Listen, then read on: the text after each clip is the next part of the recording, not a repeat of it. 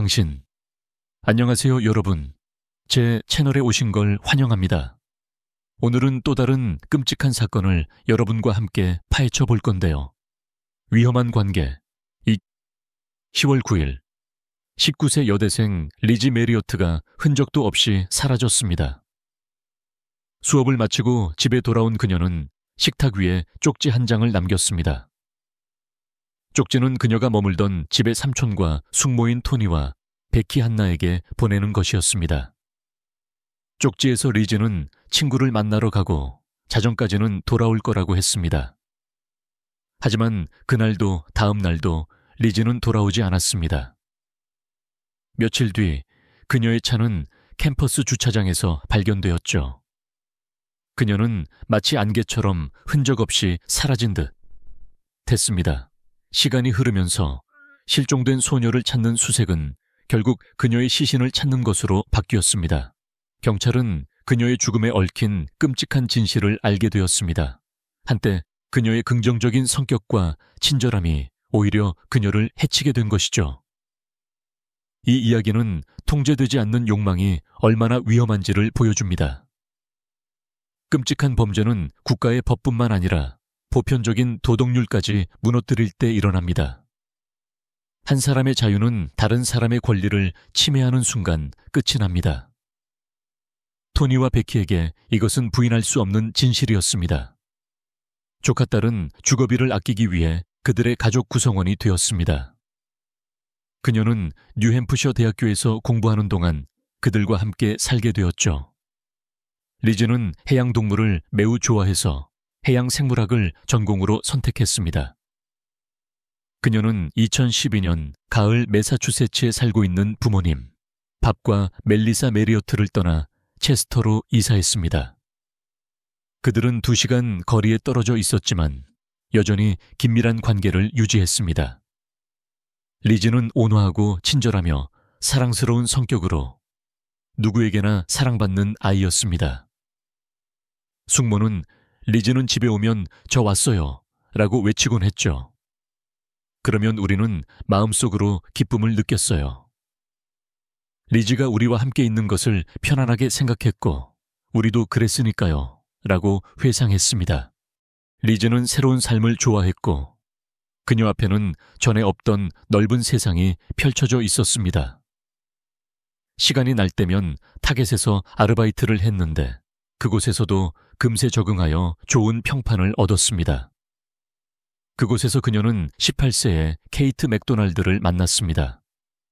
소녀들은 금세 가까워졌고 종종 퇴근 후에 함께 시간을 보내곤 했습니다. 한 번은 리즈가 이미 케이트의 아파트에 간 적이 있었기 때문에 그녀가 다시 초대했을 때 리즈는 흔쾌히 승낙했습니다. 10월 9일 친구들은 만났습니다. 그들은 함께 저녁을 먹고 영화를 보면서 저녁 시간을 보내고 싶어 했습니다. 하지만 그들의 오붓한 시간은 방해를 받았습니다. 케이트의 남자친구인 30세의 세스 마르셀라가 합류한 것이죠. 리즈는 그와 함께하는 것을 싫어하지 않았습니다. 함께하면 더 재미있으니까요. 게다가 그녀의 새로운 지인들은 연극에 관련된 흥미로운 사람들이었고 세스는 리즈와 같은 대학을 졸업했습니다. 비록 전자기기 매장에서 컨설턴트로 일하고 있었지만 그는 연극 예술 분야에서 풍부한 경험을 가지고 있었습니다. 그는 응급구조사 훈련을 받았고 가라테 검은 띠를 땄으며 심지어 무술을 가르치기도 했습니다. 어쨌든 그들은 이야기할 거리가 많았습니다. 그날 저녁은 흥미롭고 좋은 분위기로 끝날 것 같았습니다. 문제는 리즈가 그들의 아파트에 들어간 후 다시는 나오지 못했다는 것입니다. 리즈가 약속한 시간까지 돌아오지 않자 그녀의 친척들은 다음 날 저녁까지 기다려보기로 했습니다. 어쩌면 친구 집에서 하룻밤 묵고 그곳에서 바로 대학으로 갔을 수도 있었습니다. 하지만 그녀가 나타나지 않았고 10월 10일이 되자 숙모와 삼촌은 걱정되어 그녀의 부모님에게 연락했습니다. 알고 보니 그들도 아무런 소식을 듣지 못했습니다. 불길한 소식을 들은 어머니와 아버지는 차를 몰고 체스터로 향했습니다. 가는 길에 그들은 딸의 실종 신고를 했습니다. 경찰과 친척들뿐만 아니라 리지의 친구들도 수색에 합류했습니다. 수사는 그녀를 아는 모든 사람을 신문하는 것으로 시작되었습니다. 불행히도 친척들은 리지가 어디로 갔는지 알지 못했습니다. 하지만 그녀의 친구들 덕분에 그 정보가 확인되었습니다. 친구인 네이트 맥닐은 리지가 어디에 있을지 안다고 말하며 케이트 맥도날드를 지목했습니다. 그는 또한 케이트에게 리지가 있는지 물어봤지만 그녀는 없다고 대답했다고 말했습니다. 형사들은 그의 말을 주목하고 새로운 정보를 확인하기 시작했습니다. 그러는 동안 리지의 은행 계좌에는 아무런 변동이 없었고 그녀의 휴대폰은 꺼져 있는 것이 확인되었습니다. 그녀가 사고를 당했을지도 모른다는 초기 추측은 기각되었습니다. 며칠 후 그녀의 차가 발견되었습니다. 동시에 밥과 멜리사 메리어트는 딸의 행방에 대한 정보를 제공하는 사람에게 $1,000의 보상금을 발표했습니다. 리지의 친구들과 동료들과 이야기를 나눈 후 수사관들은 케이트와 그녀의 남자친구에 대한 흥미로운 정보를 알게 되었습니다. 그 커플은 그들이 대중에게 보이려고 노력했던 모습과는 거리가 멀었습니다. 얼마 후 세스 마르셀라가 체포되었습니다. 리지와 케이트의 지인들은 최근에 그 소녀들이 많은 시간을 함께 보냈다고 말했습니다. 하지만 그들은 성격과 삶에 대한 태도가 다른 것 같았습니다. 리지는 매우 사교적이고 동정심이 많았던 반면 케이트는 그 반대로 내성적이고 무례했습니다. 그들을 더 가깝게 만든 것이 무엇인지는 불분명했습니다. 그 가게에서 오랫동안 일해온 사람들은 맥도날드가 항상 그런 것은 아니었다고 말했습니다. 그녀는 세스와 관계를 시작한 후 많이 변했습니다. 그녀의 이전의 명랑함과 쾌활함은 찾아볼 수 없었습니다. 나중에 밝혀진 바에 따르면 그녀는 심지어 그녀의 새로운 남자친구를 반대했기 때문에 친척들과의 연락을 제한했습니다. 그에게는 뭔가 수상한 구석이 있었습니다. 반사회적이었죠. 그 커플은 소녀가 17세 때 데이트를 시작했습니다.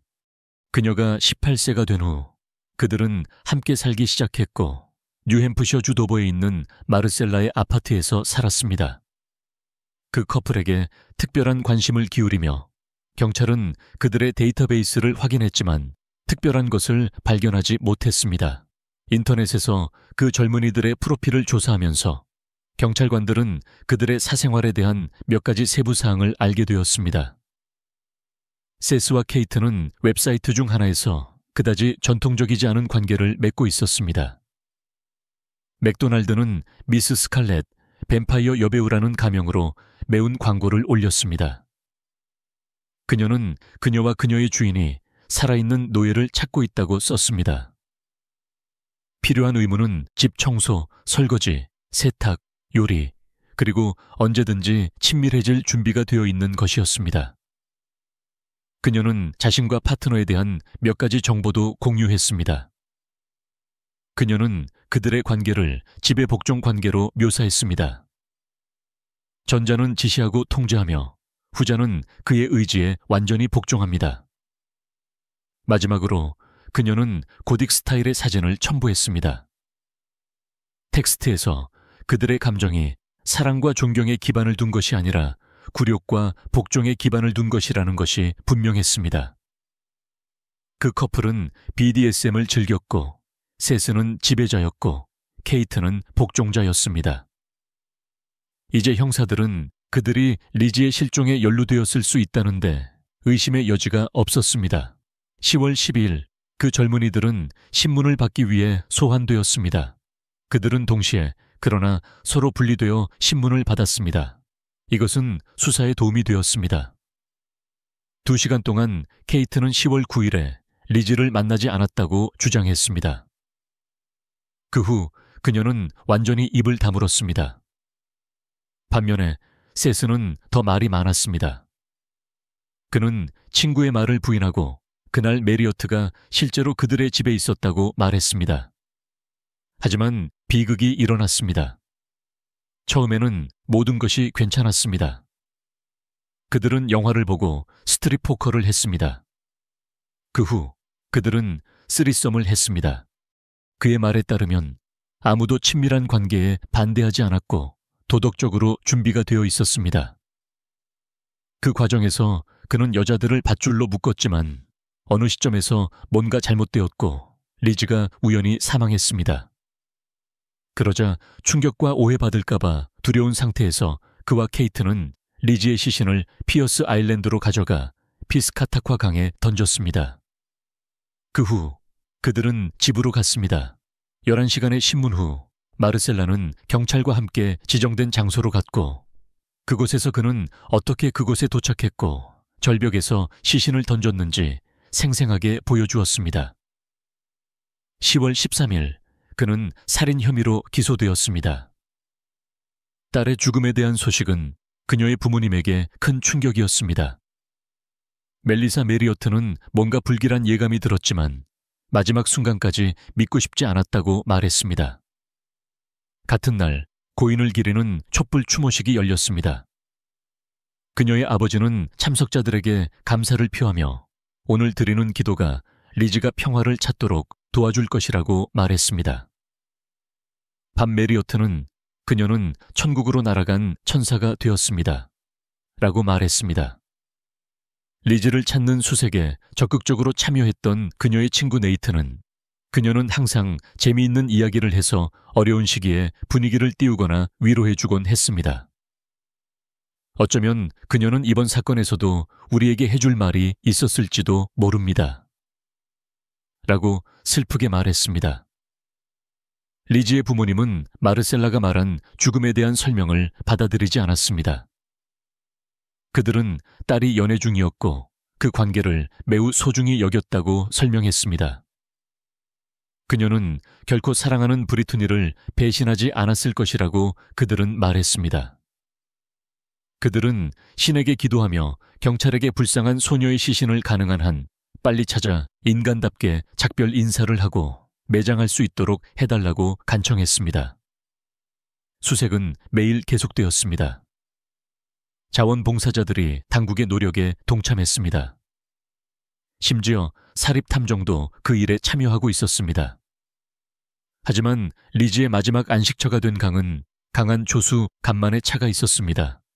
그녀가 이미 대서양으로 떠내려갔을 가능성도 있었습니다. 수사는 계속되었습니다.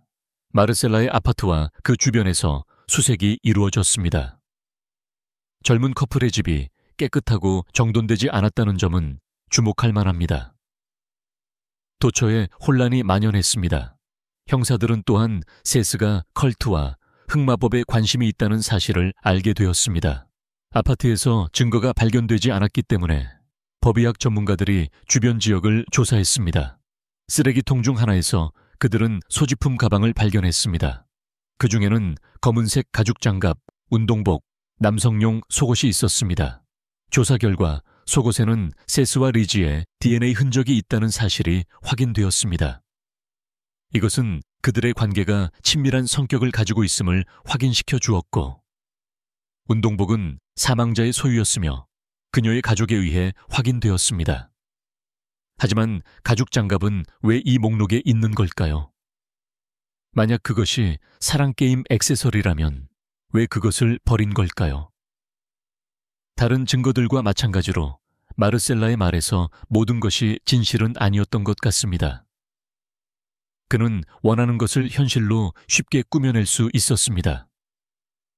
하지만 케이트 맥도날드가 말한 내용은 그것을 확인시켜 주었습니다. 그녀는 침묵을 깨고 10월 17일에 무슨 일이 일어났는지 말했습니다. 그녀는 10월 9일에 리즈가 그녀에게 왔다는 것을 인정했습니다. 나중에 세스가 그들과 합류했습니다. 처음에는 그들 셋이 영화를 보았고 그러다가 게임 과정에서 스트릿 포커를 했습니다. 그들은 흥분했고 친밀한 관계를 갖기로 결정했습니다. 그녀에 따르면 모든 사람의 욕망은 상호적이었다고 합니다. 모든 것은 키스와 부드러움으로 시작되었습니다. 그러다가 셋은 리즈를 밧줄로 묶자고 제안했고 그녀는 동의했습니다. 그녀는 심지어 세스가 어떻게 했는지 개략적으로 보여주었습니다. 모든 것이 잘 진행되고 있었지만 갑자기 메리어트가 발작을 일으켰습니다. 그녀는 질식하기 시작했고 잠시 후 의식을 잃었습니다. 세스와 케이트가 그녀를 들어 올렸을 때 그녀는 숨을 쉬지 않았습니다.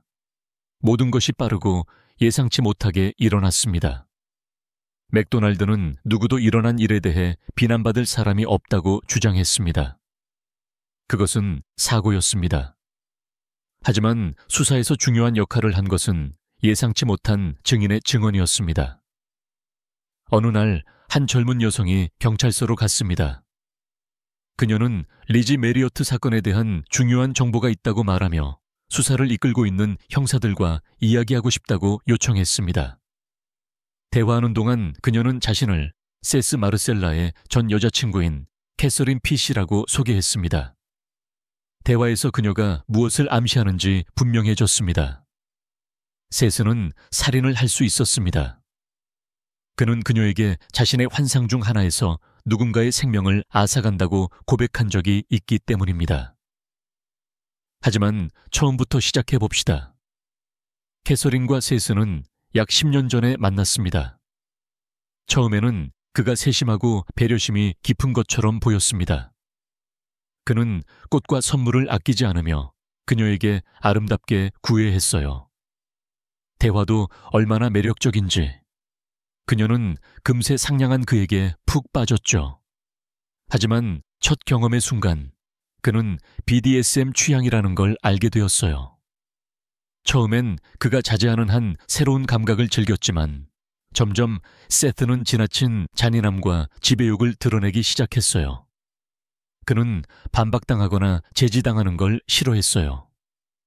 가끔 그녀에게 자신의 생각과 환상을 털어놓았는데 그러던 어느 날 캐서린은 끔찍한 고백을 듣게 되었죠. 그는 위험한 존재일지도 모른다는 걸 깨달았어요. 마치 그걸 확인하듯 그는 그녀의 목을 꽉 움켜쥐었어요. 단 한 번. 그녀는 제발 놔달라고 애원했지만 그는 멈추지 않고 더욱 세게 조였어요. 그 사건은 그녀의 환상을 완전히 깨부셨어요. 다른 도시로 이사 온 후 그녀는 그에게서 벗어나 어디로 가야 할지 몰랐죠. 아는 사람도 소통하는 사람도 없었어요. 게다가 경제적으로 남자친구에게 의존하고 있었기에 탈출할 기회를 엿보며 계속 그와 함께 살 수밖에 없었죠. 캐서린은 시간이 지날수록 세트가 세 번째 파트너에 대해 이야기하기 시작했다고 털어놓았어요. 그는 그녀와의 잠자리에 실증을 느껴 변화를 주기로 결심했어요. 그래서 주기적으로 다른 여자들을 집에 데려왔지만 아무도 오래 머물지 않았죠. 결국 말셀라는 고정 여자친구가 필요하다고 말했어요. 캐서린의 삶은 지옥으로 변해버렸죠. 캐서린은 세스가 너무 무서워서 감히 도망칠 엄두도 내지 못했다고 털어놓았어요. 몇 달 동안 용기를 내어 마침내 도망치기로 결심했죠. 그녀는 기적적으로 1600km의 거리를 극복하고 부모님 댁에 도착했어요. 하지만 그건 또 다른 이야기죠. 그녀는 다시는 전 남자친구를 보지 못했어요. 2014년 5월 세스 마르셀라가 법정에 섰어요. 검찰은 피고인이 계획적인 살인뿐만 아니라 약점을 이용한 죄도 저질렀다고 보았죠. 재판 직전 여러 사람들이 그에게 불리한 증언을 했는데 그 중에는 캣 맥도널드도 있었어요. 리지가 사망한 지 2달 후 그녀 역시 체포되어 구금되었어요. 그녀는 사법방해 및 수사방해 혐의로 기소되었죠. 그녀는 감옥에서 일어난 일을 분석하고 누구를 감싸고 있는지 깨달을 시간이 충분했어요. 처음에는 수감된 동안 세트와 활발하게 편지를 주고받았어요. 그들은 탈출하여 범죄인 인도 조약이 없는 다른 나라로 도망치는 꿈을 꾸었죠. 그들은 결혼해서 아이를 갖고 싶어 했어요. 하지만 2012년 겨울 그들의 탈출 계획은 차질을 빚게 되었죠. 세스는 곧 출소할 예정인 감방 동료 라이언 박만을 설득했어요. 말셀라는 그에게 자신의 은행 계좌에 대한 접근 권한을 주었죠. 박만은 돈을 인출하여 마약을 구입하고 판매하여 초기 자본을 늘릴 계획이었어요. 이 돈으로 무기, 자동차 2대, 폭발물, 그리고 배를 구입할 계획이었죠. 하지만 그 친구는 돈을 개인적인 용도로 사용하기로 결정했어요. 게다가 당국은 그 계획을 알게 되었죠. 그 후 세스는 탈출 계획을 포기하고 카텍의 사후 세계에서 만나자는 내용의 편지를 보냈어요. 그는 진심으로 죽음이 삶의 끝이 아니라고 믿었죠. 어쩌면 이런 식으로 그녀에게 자살을 암시했을지도 몰라요. 어쨌든 시간이 맥도날드를 도왔죠. 그녀의 생각은 맑아졌어요. 그래서 2014년 검찰청이 그녀에게 유리한 거래를 제안했을 때 그녀는 망설임 없이 동의했죠. 그 거래에 따르면 용의자는 10월 9일 저녁 아파트에서 일어난 일에 대해 진실을 말해야 했어요. 그 대가로 20년 징역형이 3년으로 감형되었죠. 나중에 수사를 통해 밝혀진 상황을 고려하면 상당히 유리한 제안이었어요. 그녀는 세스가 너무 무서워서 모든 일에 그에게 복종했다고 털어놓았어요. 그는 점차 그녀의 의지를 억압하고 독립성을 박탈했죠. 비극이 일어나기 한 달 반 전, 그는 그녀에게 가능한 한 빨리 세 번째 파트너를 찾으라는 메시지를 보냈는데 그 이유는 혼자 있고 싶지 않았기 때문이었어요. 카티 집을 비운 동안이었죠. 사실 그녀는 10일간의 연극 투어가 예정되어 있었거든요. 하지만 맥도날드는 자신을 대신할 사람을 찾지 못했어요. 시간이 지나면서 말셀라의 메시지 톤이 바뀌었어요. 명령에서 협박으로 변했고 그가 원하는 대로 하지 않으면 끔찍한 보복을 하겠다고 약속했죠. 적어도 같은 그가 명령을 수행하기 위한 계획을 실행할 수 있는 친구 중 한 명을 데려와야 했어요. 케이튼 리지를 초대했어요. 그녀는 이전에 케이티의 집에 손님으로 간 적이 있고 그녀를 믿었기 때문에 쉽게 동의했고 소녀가 망설임 없이 오도록 하기 위해 맥도날드는 그들이 혼자가 아닐 것이라는 사실에 대해 침묵을 지켰어요. 세트는 추정되는 파트너를 좋아했어요. 그는 이전에 그녀의 사진을 보았기 때문에 약속된 시간을 간절히 기다렸죠. 저녁이 계획대로 진행되지 않았을 때 그 남자가 느꼈을 실망감과 분노를 상상해 보세요. 10월 9일 밤 9시 마리오티 마르첼라의 아파트에 도착했어요. 처음에는 캇과 리즈가 함께 시간을 보내며 이야기를 나누었어요. 그러다가 세스가 합류했죠. 그는 쾌활했고 농담을 많이 했으며 전반적으로 소녀들을 잘 챙겨주었어요. 그는 저녁을 밝게 해주었어요. 그 후 젊은이들은 영화를 보기 시작했어요. 시청 중에 세스는 스트릿 포커를 제안했어요. 방의 불을 어둡게 하면서요.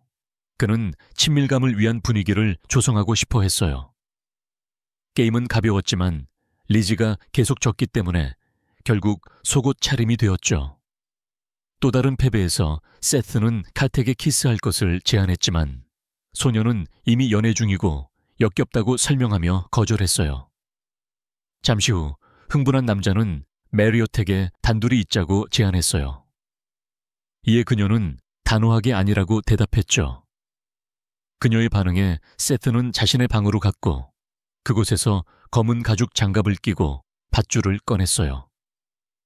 그 후 그는 돌아와 리지 뒤에 앉았죠.